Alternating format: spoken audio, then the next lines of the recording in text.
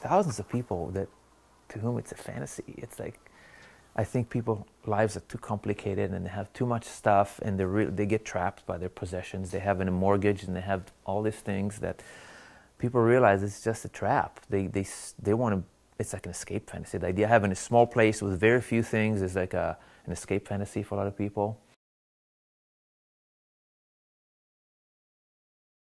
And it's always exciting to have something small that you can look around and see the whole place. You don't have to go from one room to the next. You sit in the middle of the room and you see the whole place. And then I thought, well, building it on wheels would be really cool.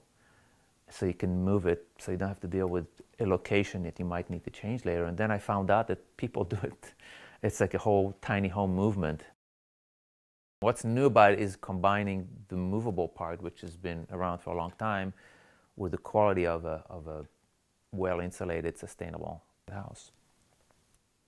Around here, people don't have a lot of money, so you have to build small because size also costs more. So you build them small, but being small doesn't mean you have to be tight, or you try to use the space better.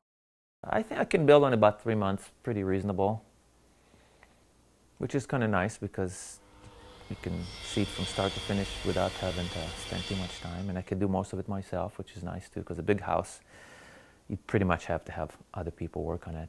Putting together the consciousness about quality and the idea of doing something that is more efficient and more affordable, it comes together, and that's kind of what I'm trying to do now. And there's a lot of interest in it, which is kind of fun.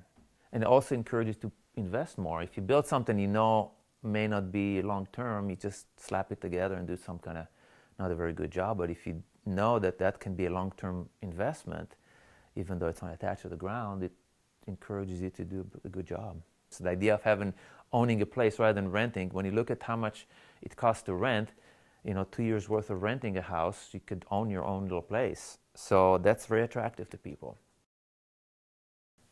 Nothing is 100% original, but you just take it in and filter it through your own imagination and come up with something that is kind of yours.